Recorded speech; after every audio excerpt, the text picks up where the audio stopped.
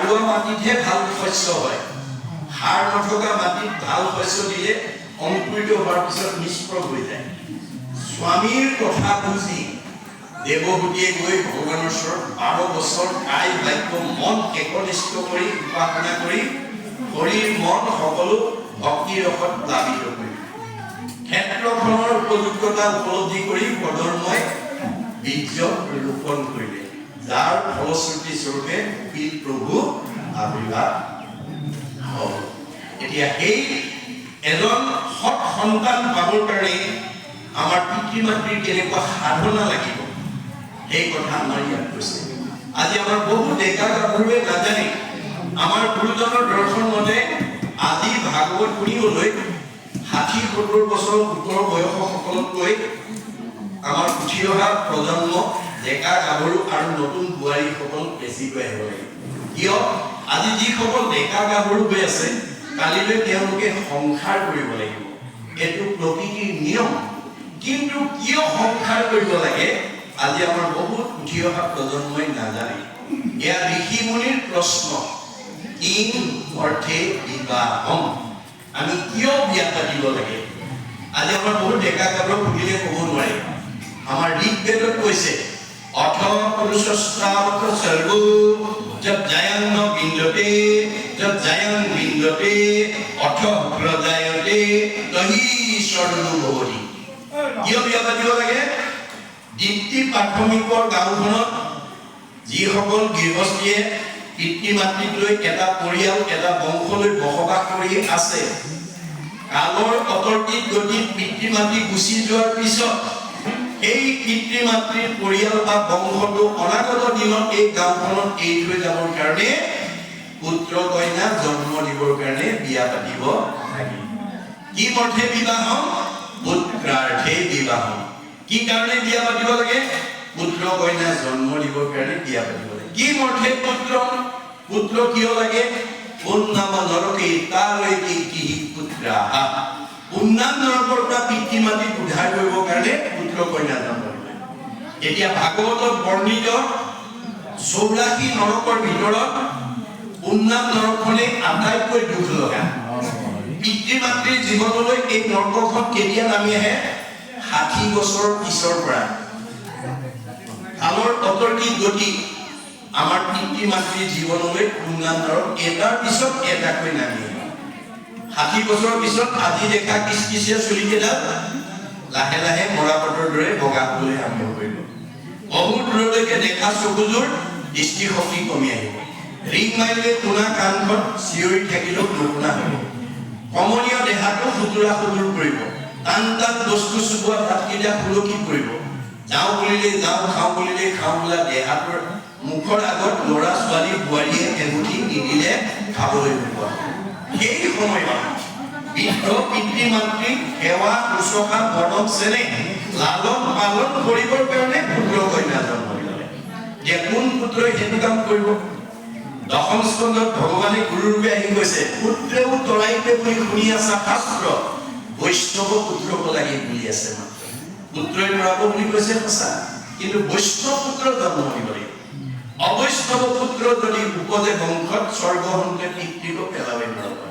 আজি আপোনালোকে দেখিছে বহুত পিতৃ মাতৃ ল'ৰা ছোৱালী পঢ়াই শুনাই একদম কাৰোবাক ডক্টৰেট উপাধি, কোনোবা ডাক্তৰ, ইঞ্জিনিয়াৰ, অফিচাৰ, প্ৰবক্তা, অধিবক্তা, বুদ্ধিজীৱী, জ্ঞানী মানি বহুত উচ্চ পদস্থ বিষয়ত চাকৰি কৰাৰ যোগ্যতা অৰ্জন কৰি দিছে।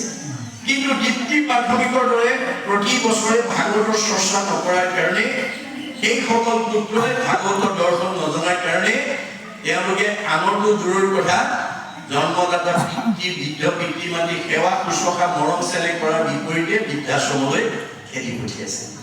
আমাৰ যদি প্ৰত্যেকখন গাঁৱতে যদি এনেকৈ বছৰি ভাগৱত অনুষ্ঠান হৈ প্ৰথম স্কন্ধৰ পৰা 12 স্কন্ধলৈ পুনৰ সৌভাগ্য ল'ব পাৰে, সেইখন গাঁৱলৈ বৃদ্ধ পিতৃ মাতৃ বৃদ্ধাশ্ৰমলৈ খেদি পঠিওৱা জীৱ পুত্ৰ হিচাপে আহিব নোৱাৰিব। শাহু বোৱাৰীৰ মাজত মনোমালিন্য হৈ থকা জীৱ সেইখন গাঁৱলৈ আহিব নোৱাৰিব। ককাই ভাইৰ মাজত, সীমাঘৰীয়াৰ মাজত, সমাজৰ মাজত কাজিয়া কৰা জীৱ সেইখন গাঁৱলৈ আহিব নোৱাৰিব। পোহৰৰ ওচৰলৈ যেনেকৈ আন্ধাৰ আহিব নোৱাৰাটো বিজ্ঞানসন্মত সত্য, যিখন গাঁৱত যিখন ঘৰত ভাগৱতৰ ভক্তি ধৰ্ম, ভক্তি মানে পোহৰ, ভক্তি ধৰ্ম প্ৰচাৰ হ'ব, তালৈ কোনো বেয়া জীৱ আহিব নোৱাৰে। এতিয়া আমাৰ বৈষ্ণৱ পুত্ৰ জন্ম দিব লাগিব। তাহাৰ বংশত হৈ বৈষ্ণৱ একোটি, তাহাৰেহে পুৰুষ উদায় কোটি কোটি। আমি বৈষ্ণৱ পুত্ৰ জন্ম দিব লাগিব। বৈষ্ণৱ পুত্ৰ জন্ম দিবলৈ কি কৰিব লাগিব? ভাগৱতত কৈছে, বিশিষ্ট পুণ্যকে পাই বৈষ্ণৱ পুত্ৰক এতেকে ভজিবে লাগে কৃষ্ণক মাত্ৰ। কোনোবা পিতৃ মাতৃয়ে যদি বৈষ্ণৱ সন্তান জন্ম দিব বিচাৰে, এক দেও এক সেও একবিনে নাই কেও, এক ভগৱন্তক ভজিব লাগিব। হয়নে সপোনে স্নানে ব্যৱস্থায় ভগৱন্ত আপোনাৰ ভক্তিত তুষ্ট হ'লে, মানে কৃষ্ণ তুষ্ট হ'লে পুত্ৰ উপজয় কৃষ্ণে কি জানিবা? পুত্ৰ মাতৃ ভাতৃশ্বয়। ভগৱন্তৰ অংশ দিব, আপোনাৰ ঘৰলৈ পঠাই দিব। ভগৱন্তে কৈছে, মই তোমালোকৰ হৃদয়তে আছো। তোমালোকে ল'ৰা বিচাৰিলে ল'ৰা দিম, ছোৱালী বিচাৰিলে ছোৱালী দিম। মই কল্পতৰ বৃক্ষ হিচাপে আছো। কল্পতৰ মানে যি বিচাৰে তাকে দিব পৰা শক্তি আছে। কিন্তু কল্পতৰুৰ বৃক্ষৰ এটা বৈশিষ্ট্য শাস্ত্ৰত কৈছে, কল্পতৰুৰ বৃক্ষ যদি সবাতো সমান, মাগন্তা জনক মাত্ৰ এই ফলতা। আপুনি বিচাৰিব লাগে। আজি আমাৰ বহুত উঠি অহা প্ৰজন্মই নাজানে, প্ৰজন্মটো বাদ দিয়ক, বহুত কোৱালিফাইড মানুহ, বহুত উচ্চ পদস্থ বিষয়ত চাকৰি কৰা মানুহ আজি বাঞ্ছিত ফলৰ পৰা বঞ্চিত হৈ আছে। আপোনাক পুথিগত ডিগ্ৰী, ধন, টকা পইচা, গাড়ী মটৰ, টকা ঘৰ দৰে মনৰ বাঞ্ছা পূৰ্ণ কৰিব নোৱাৰে। বহুত ধন টকা পইচা থাকিব পাৰে, ল'ৰা এটা লাগে বুলিলে আপোনাক ধন টকা পইচা ল'ৰা দিব নোৱাৰে। ছোৱালী এজনী লাগে বুলিলে নাপাব। কোনে দিব? ভগৱন্তই কৈছে, মই দিম। গতিকে মোক ভাবিব লাগিব, মোক কেনেকৈ ভাবিব লাগিব। মই ভাগৱতৰ নিয়ম নীতি কৰি আছো। সূৰ্য উদয়ৰ পৰা সূৰ্যাস্তলৈ 4 প্ৰহৰ, সূৰ্যাস্তৰ পৰা সূৰ্য উদয়লৈ 4 প্ৰহৰ। 8টা প্ৰহৰত 24 ঘণ্টা হয়। আমাৰ নৱদম্পতিসকলে কোনটো প্ৰহৰত সৃষ্টি কাৰ্যত গ'লে মনে ভবা সন্তানৰ পিতৃ মাতৃ হ'ব লাগে, তাক আজি বহুতে নাজানে। আমাৰ দাৰ্শনিক পণ্ডিত, মনস্তাত্ত্বিক পণ্ডিত মহাপুৰুষ শংকৰদেৱে ভাগৱতত দেখুৱাই গৈছে। মই সেইকাৰণে সকলো যুৱক যুৱতী, কোনো জাতি জনগোষ্ঠী, সংঘ অনাসংঘ বামুণীয়া ভিতৰীয়া বুলি নহয়, সকলো মানুহ মাত্ৰেই ভাগৱত শুনিবই লাগিব। শংকৰদেৱে ভাগৱত কোনো বিশিষ্ট জাতিৰ কাৰণে কোৱা নাই, গোটেই বিশ্ব মানৱৰ কাৰণে কৈছে। উবা নৰলোক হৰি ভজি উপ ধৰা ইটো উপদেশ এৰা আলোলাল জীৱা কটকাল জৰা হৈল পৰৱেশ বুলি কৈছে। উবা অসমৰ মানুহ, ভাৰতৰ মানুহ, সংঘৰ মানুহ, অনাসংঘৰ মানুহ, বামুণীয়া কীৰ্তনীয়া সত্ৰ সমাজৰ বুলি কোৱা নাই। বিশ্বৰ জীৱশ্ৰেষ্ঠ মানুহক আহ্বান জনাইছে ভাগৱতৰ মাজেদি। সেইকাৰণে তেওঁ আহ্বানৰ ওপৰত সঁহাৰি জনাই বিশ্ব মানৱ মানে মানৱ মহাত্মা গান্ধীয়ে কি বুলি কৈ থৈ গৈছে, what Shankara was alone able to do nowadays the whole army of the English people cannot do. এতিয়া বিশ্বত শংকৰদেৱে বিশ্ববাসীৰ কাৰণে যিমান অৱদান দিলে পৃথিৱীত কোনো গুৰুৱে দিব পৰা নাই। আৰু সেইজন গুৰু অসমৰ বুকুত জন্মগ্ৰহণ কৰাৰ কাৰণে অসমবাসীক তেওঁ ভূয়সী প্ৰশংসা কৰি গৈছে। কি বুলি?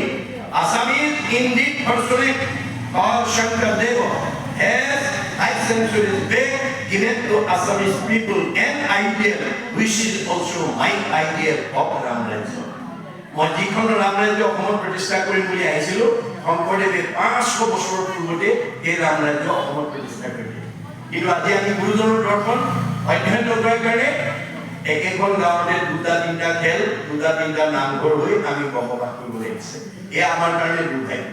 মই ভাবো যদি ভাগৱত অধ্যয়ন কৰে, আপোনালোকে জানে প্ৰাক শংকৰী যুগক অন্ধকাৰ যুগ বুলি কৈছিল অসমক। শংকৰদেৱ আবিৰ্ভাৱ হোৱাৰ আগতে অসমক অন্ধকাৰ যুগ বুলি কোৱা আছিল। আৰু সেই সময়ত শংকৰদেৱৰ আবিৰ্ভাৱৰ আগত অসমৰ মানুহে ধৰ্মৰ নামত বিভিন্ন প্ৰাণী বলি দিয়াটো দূৰৰ কথা, মানুহ বলি দিবলৈ কুণ্ঠাবোধ কৰা হৈছিল।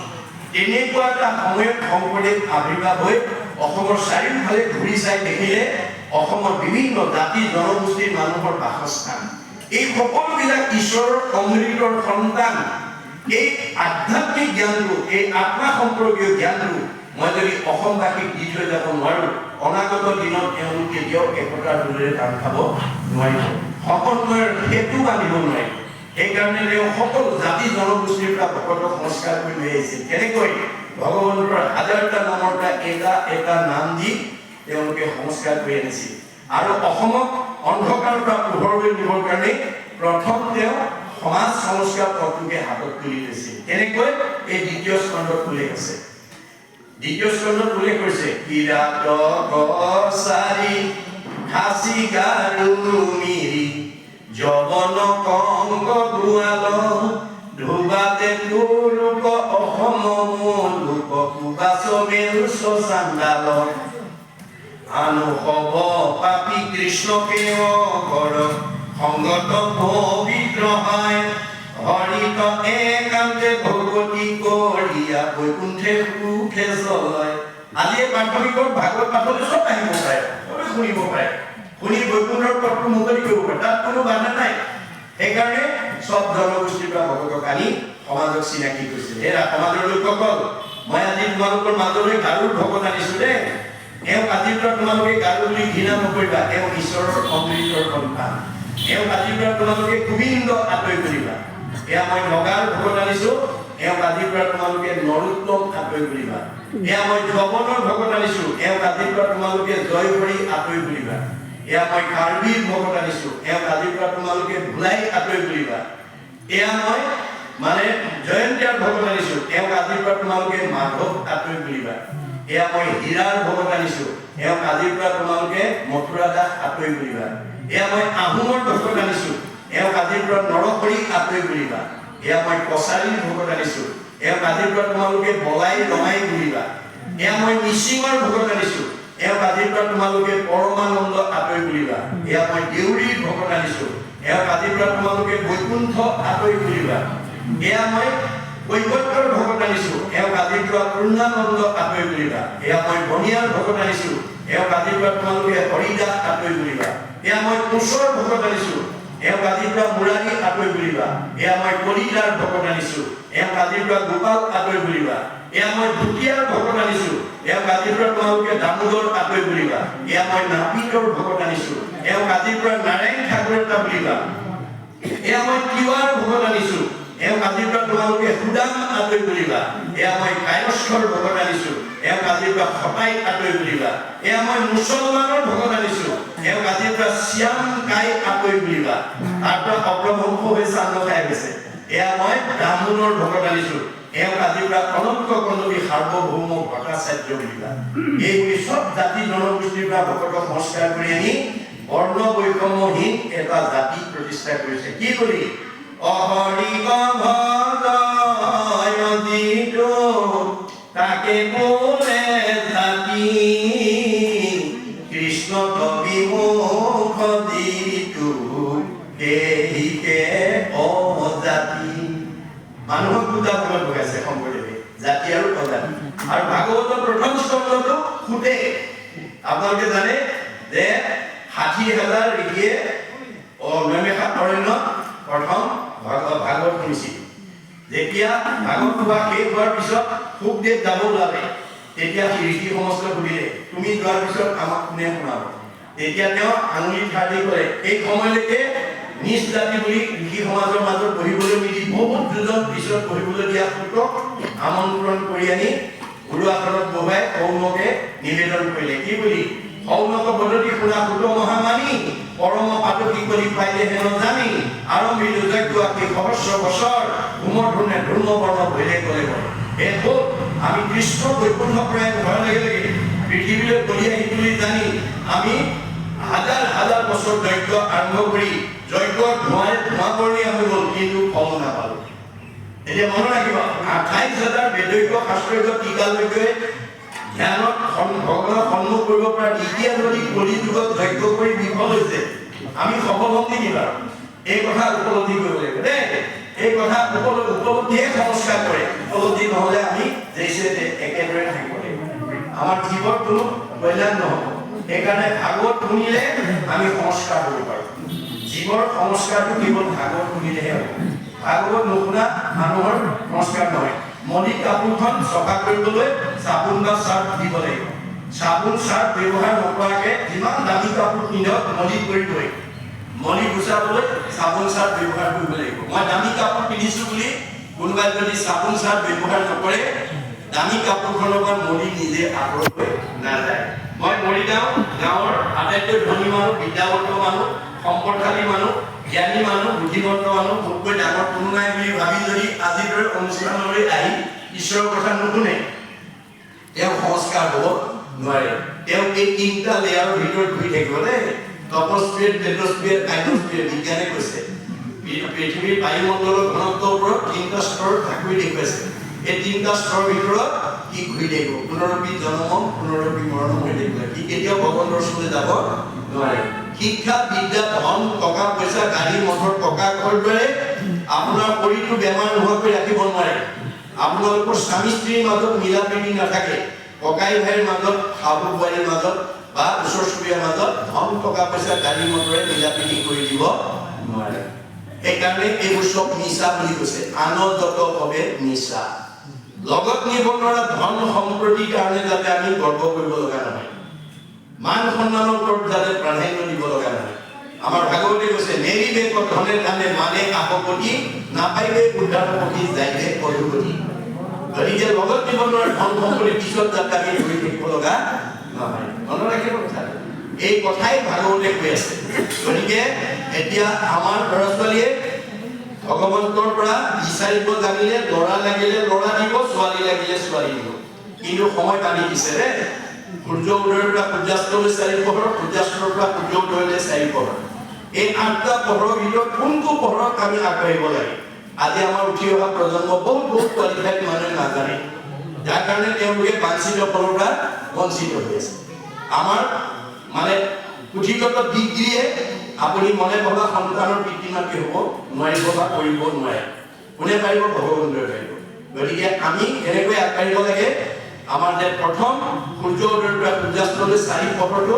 দিবা সময়ত আমি কোনো দম্পতি সৃষ্টি কাৰ্যত আগ নাবাঢ়ে বা বাঢ়িব নালাগে মনত ৰাখিব দেই এতিয়া আহিব লাগিব সূৰ্য উদয়ৰ পৰা অস্ত যোৱাৰ পৰা পুনৰ সূৰ্য উদয় হ'লে এই 4 পহৰ তাৰে প্ৰথম দুটা পহৰ বাদ দিবলৈ কৈছে কোনে বিজ্ঞানে কিয় আমি কোৱা আহাৰটো ব্ৰহ্মলৈ ৰূপান্তৰ হ'বলৈ কমেও 6 ঘণ্টা সময় লাগে আমি কোৱা আহাৰটো প্ৰথমতে ৰসৰ পৰা তেজ তেজৰ পৰা মাংস মাংসৰ পৰা মেদৰ পৰা হাড়ৰ পৰা মজ্জা মজ্জাৰ পৰা শুক্ৰৰ পৰা সন্তান গতিকে দুটা পহৰ বাদ দি তৃতীয় আৰু চতুৰ্থ পহৰ আমাৰ দম্পতীসকল সৃষ্টি কাৰ্যত আগবাঢ়িব লাগিব কেনেকৈ পুৰুষ প্ৰকৃতি হবা একমতি দেহে জীৱ হৰিত ভগৱতী স্বামী স্ত্ৰী দুইজন একমনা হৈ ল'ব লাগিব আপুনি সৃষ্টি কাৰ্যত যোৱাৰ আগতে আলোচনা কৰি ল'ব লাগিব যে আমাৰ প্ৰথম বা দ্বিতীয় সন্তানটো আমাক কি লাগে ল'ৰা লাগে নে ছোৱালী লাগে কেনেকুৱা গুণ লাগে ডাক্তৰ লাগে নে ইঞ্জিনিয়াৰ লাগে নে অফিচাৰ লাগে নে প্ৰবক্তা লাগে নে অধিবক্তা লাগে নে বুদ্ধিজীৱী লাগে নে জ্ঞানী লাগে নে সন্ত লাগে নে মহন্ত লাগে নে ভক্ত লাগে নে বৈষ্ণৱ লাগে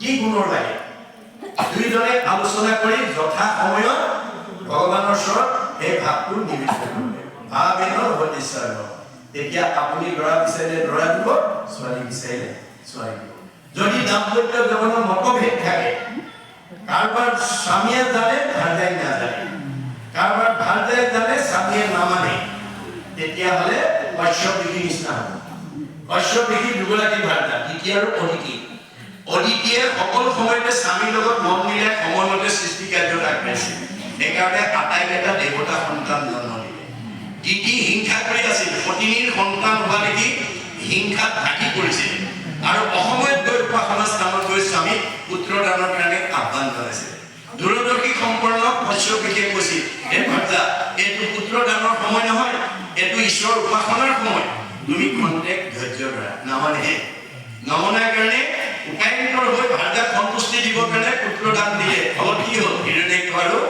হিৰণ্যকশিপু আমাৰ